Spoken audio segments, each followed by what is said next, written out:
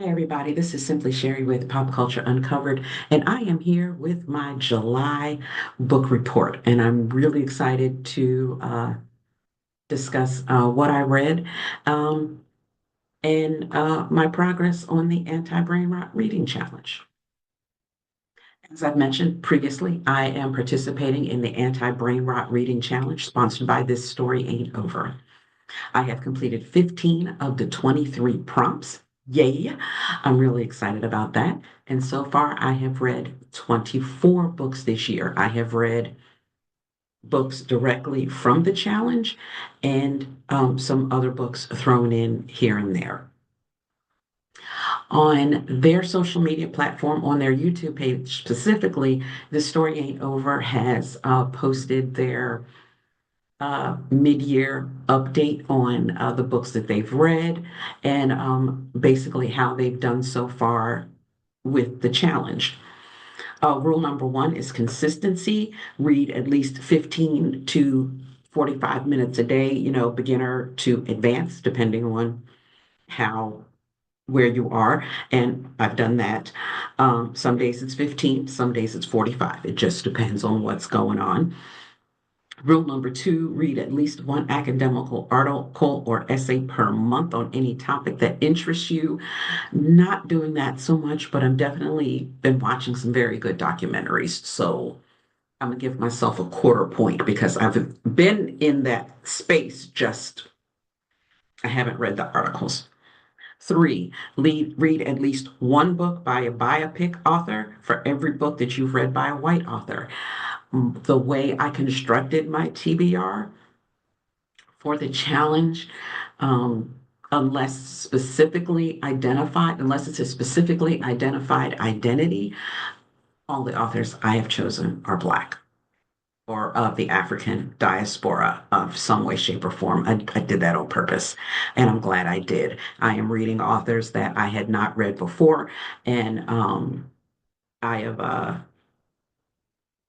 and reading from the different areas around the country, um, reading some, getting into some history, which I love anyway. So that's been definitely a great rule. But again, from my list, unless it is specifically identified, most of my authors are Black.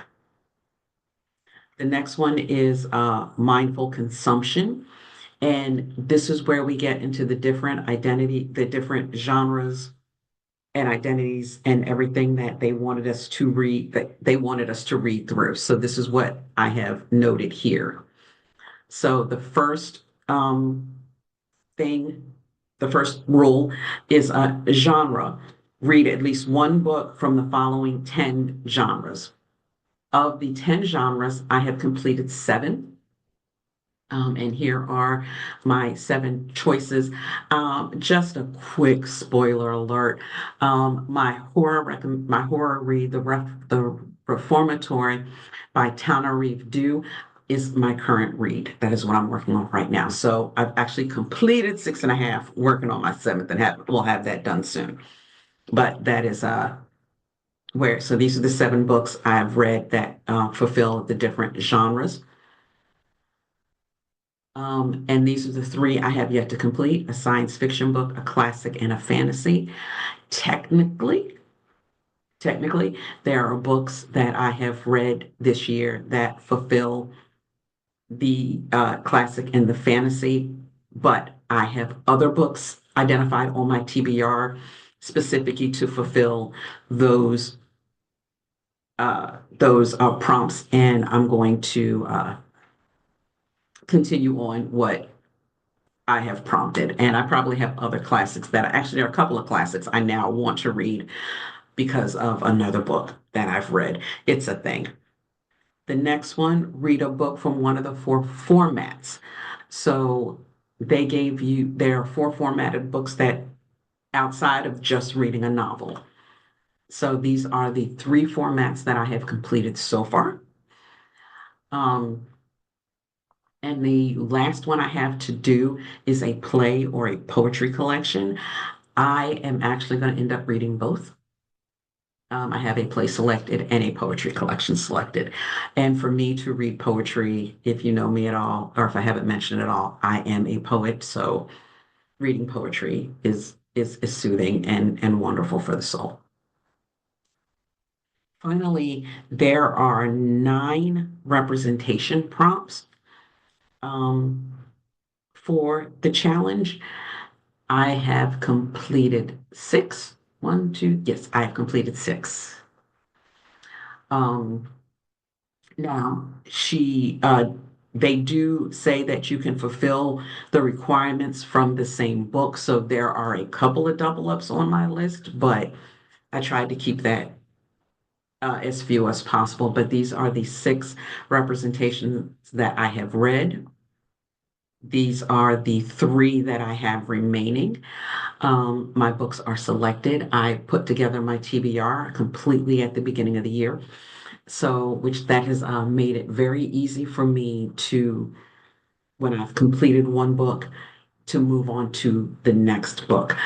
Um, I have made some changes. It was a good, what I created at the beginning of the year was definitely an amazing starting point. But, other books kind of come into your purview that you want to read. My original history book was still Tannen Reeve Dew. I was going to read, I can't remember the name of the book, but I was going to read a different one of her books. But I got a lot of great feedback about having to read The Reformatory. So I'm about 30% way through that book and I cannot wait to finish it because that book is just amazing. And I don't read horror. So this is a good time for me to read it because it's not spooky season. So let's go into what I have read. So far this year, in July, I Yesteryear finally dropped into my Libby by Carol Claire Burke. This book released in April 2026. I can say that I read this book probably because of FOMO. I wanted to know what everybody was talking about because the discourse on this book was definitely either you loved it or you hated it.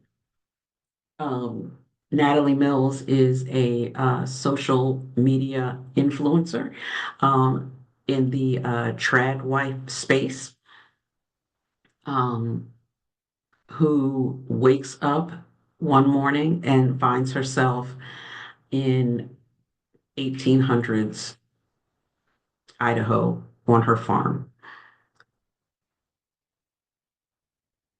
This is a gorgeous book. This is a beautifully written book. I ate it up. I enjoyed every minute of it. I understood where the author was going. One of the part of the discourse was that people cannot stand the main character, the female main character, can't stand the male main character, can't stand everybody around them. And that was the point. That was the point. You're not supposed to like these people. It does get into the artificiality of social media as a whole, um, and how it is definitely you see what you want to see. You see what I'm going to show you, but you really don't know what's going on behind the scenes.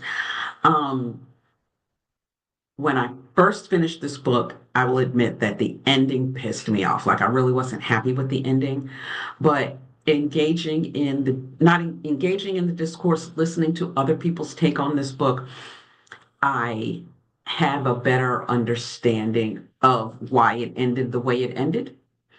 And I am better for it. I feel better mentally about it. But I did enjoy this book. Anne Hathaway has optioned the rights, her production company has optioned the rights for the movie that will be Yesteryear. I know she is currently pregnant, and so I'm not expecting to see that book movie until probably 2028, 2029. Um, but I'm glad I sat back and took the time to read the book. The book is very good. It is very good. Next on my list was Richard Osman's The Thursday Murder Club.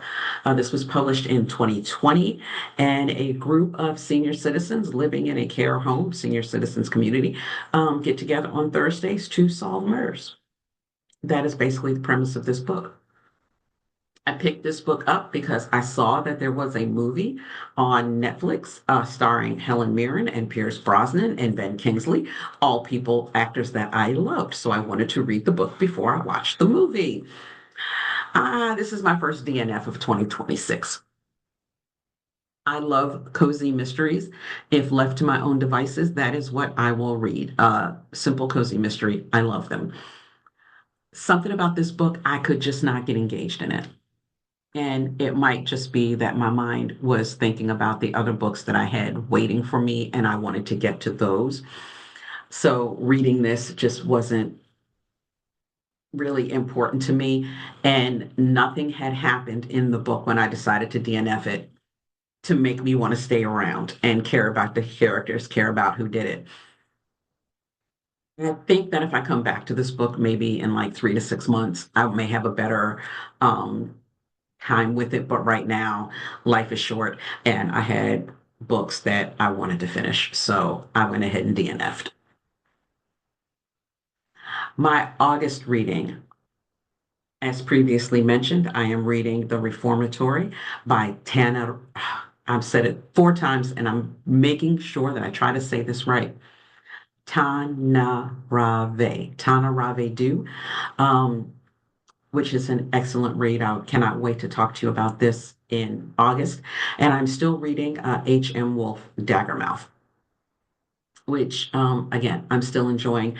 This one, Daggermouth, I'm reading on my Kindle, and I have a specific time and place and mode in which I physically read, and that's the only reason why this has taken me so long. Every time I read this book and get into it, I'm pulled back in. Like I know exactly what's going on, and I'm pulled back in, and I really, really enjoy this book. So, as I end every month, what are you reading? What are you suggesting? What has grabbed your attention? What did you think of Yesteryear if you read it? I'll talk to y'all again in August. Bye.